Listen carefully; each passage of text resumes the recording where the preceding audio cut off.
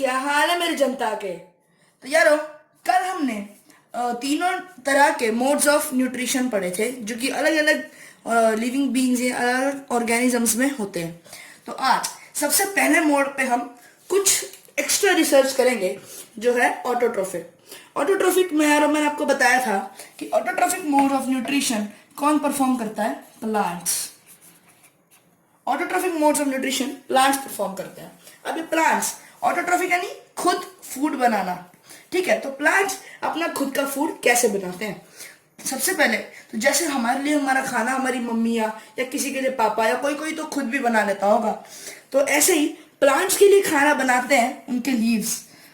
अब यूं मान लो कि leaves are the kitchen of plants, यानी लीव्स खाना बनाते हैं पूरे प्लांट्स के लिए। अब इन लीव्स को भी तो सब्जियां, जैसे अब हमारी मम्मियों को हमारे पापा सब्जियां ला देते हैं या राशन में मसाले आ जाते हैं, ऐसे ही प्लांट्स लीव्स खाना बनाती है प्लांट्स के लिए। लेकिन लीव्स को भी तो सामान चाहिए ना यार खाना बनाने के लिए। तो लीव्स को वाटर और मिनरल्स, वाटर एंड मिनरल्स जो होते हैं वो तो रूट्स ले आती है। रूट्स और स्टेम जो है वो लीव्स को प्रोवाइड कर देती है वाटर और मिनरल्स। कौन देता है वाटर और मिनरल? रूट्स। और वहीं लीव्स को एक और चीज चाहिए होती है खाना बनाने के लिए, वो है कार्बन डाइऑक्साइड। तो कार्बन डाइऑक्साइड उन्हें कौन देता है? CO2। कार्बन डाइऑक्साइड उन्हें कौन लाके देता है? यारो, लीव्स के ऊपर छोटे छोटे टाइनी पोर्स होते हैं जो हमें माइक्रोस्कोप के अंदर दिख सकते हैं। लीव्स के ऊपर छोटे छोटे टाइनी पोर्स होते हैं जो कि बहुत ज्यादा इंपॉर्टेंट होते हैं लीव्स के लिए खाना बनाने के लिए। अब यार इतने इंपॉर्टेंट है तो आसपास उनको बॉडीगार्ड भी चाहिए ही चाहिए। इन पोर्स को कहते हैं स्टोमाटा।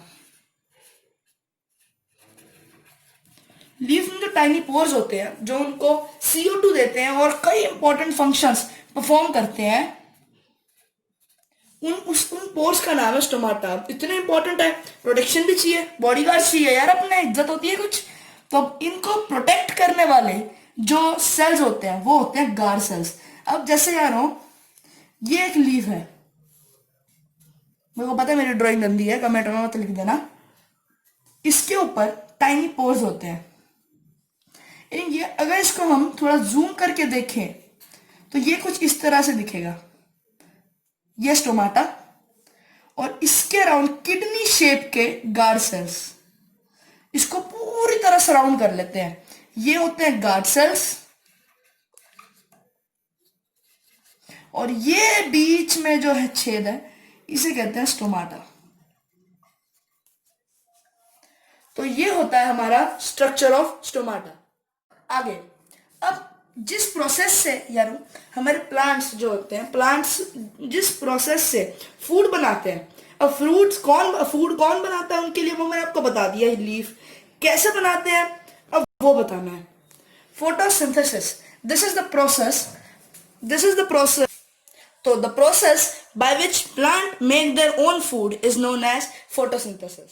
सिंथेसिस की एक इजी सा फिगर ज्यादा अच्छे से समझने के लिए, अब मैंने आपको बताया था कि लीफ में स्टोमाटा जैसी एक बहुत इंपॉर्टेंट चीज होती है जो कि कई फंक्शंस प्ले करती है, बहुत ज्यादा इंपॉर्टेंट जो होते हैं प्लांट्स के लिए। वो फंक्शंस मैं आपको आगे बताऊंगा जरूर। अब उसके अलावा लीव में एक बहुत ही ज्यादा इंपॉर्टेंट चीज होती है, वो होती है क्लोरोफिल। अब क्लोरोफिल क्या करता है कि ये एक ग्रीन पिगमेंट होता है जो कि लीव्स को ग्रीन कलर देता है। अब आपने सोचा ही होगा कि लीव्स यार ग्रीन कलर की क्यों होती है, किस वजह से होती है और कैसे होती है। अब लीव्स में एक ग्रीन पिगमेंट होता है क्लोरोफिल जो कि इनको ग्रीन कलर इंपार्ट करता है। और सिर्फ इसका कलरिंग का काम ही नहीं है, ये और भी कई मेन फंक्शंस निभाता है।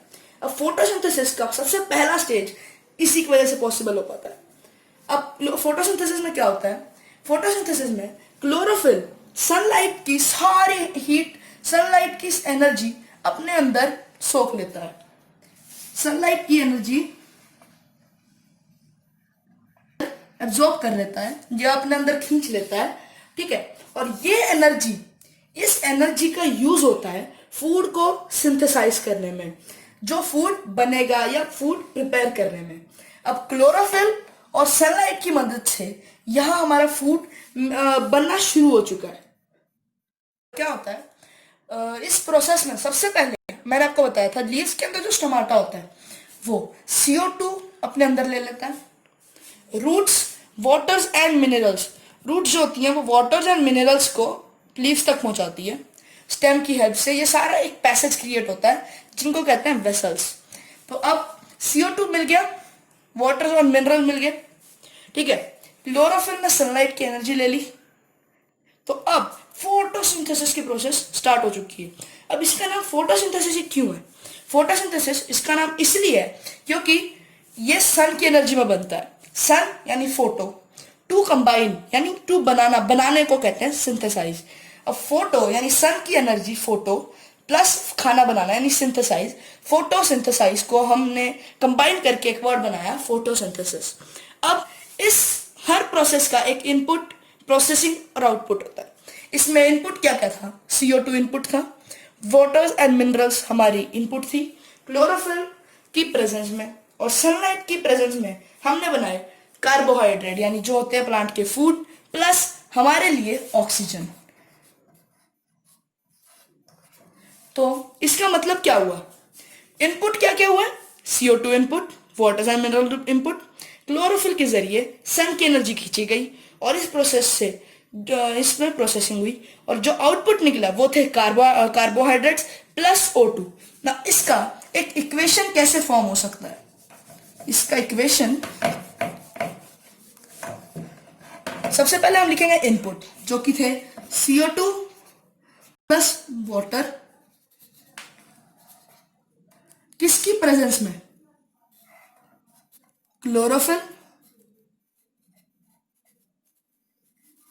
और सनलाइट की प्रेजेंस में। CO2 प्लस वाटर था हमारा इनपुट, क्लोरोफिल और सनलाइट की प्रेजेंस में। एक्चुअली क्लोरोफिल नीचे आएगा क्योंकि सनलाइट हमारा मेन सोर्स है, तो सनलाइट ऊपर, सनलाइट नीचे क्लोरोफिल। अब इससे जो हमें आउटपुट मिला यानी input CO2 plus water in process, ये जो एरो का साइन है इन प्रोसेस का है, in process with sunlight and chlorophyll makes O2 plus carbohydrates. तो ये है हमारी इक्वेशन। इसको डाल लो अपने भेजे में और उतार लो अपनी कॉपियों पे। यारो प्लांट्स की बात। अब एक और ऐसा ऑर्गेनिज्म है जो autotrophic mode of nutrition use करता है, जिसका हमें हमारे चैप्टर में दिया हुआ है। उसका नाम है अलगी, हिंदी में इसे कहते हैं काई। अब अलगी होती क्या है यारो? आपने देखा होगा कई नदियों किनारों में और पॉन्ड्स के किनारों में ये पत्थरों पे ग्रीन ग्रीन सी परत जम जाती है जो बड़ी स्लिपरी होती है, वो उस परत को कहते हैं अलगी। अब अलगी भी ग्रीन कलर में होती है। अब क्यों? क्योंकि इसमें भी क्लोरोफिल है। अलगी में भी जब क्लोरोफिल है, अलगी भी ग्रीन कलर की होती है और ये भी ऑटोट्रोफिक मोड ऑफ न्यूट्रिशन इस्तेमाल करती है। अब अलगी की बात चल रही है यारों, तो मैं आपको बता दूं इसके बारे में एक बहुत ही ज्यादा इंपॉर्टेंट फैक्ट। एक्चुअली अलगी हमारे पूरे वर्ल्ड में मोर देन 50% से ज्यादा, ये आपकी बुक में नहीं है पर मैं फिर भी एक्स्ट्रा नॉलेज के लिए बता रहा हूं, more than 50% of oxygen algae supply करती है। मतलब यानी पूरे प्लांट्स मिलके 50% करते हैं ऑक्सीजन सप्लाई, और अकेली अलगी, अलग अलग जगहों की अलगी मोर देन 50% ऑक्सीजन सप्लाई करती है ना? कमाल की बात। अब इसके बाद हम पढ़ने जा रहे हैं heterotrophic mode of nutrition. Sir भूख लग रही है। बड़े भूखेड़े हो तुम यार, अभी तो मैं शुरू करने वाला था। तो चलो यारो, हेटरोट्रोफिक मोड ऑफ न्यूट्रिशन के बारे में हम डिटेल में जानेंगे अगले एपिसोड में, और तब तक के लिए गुड बाय।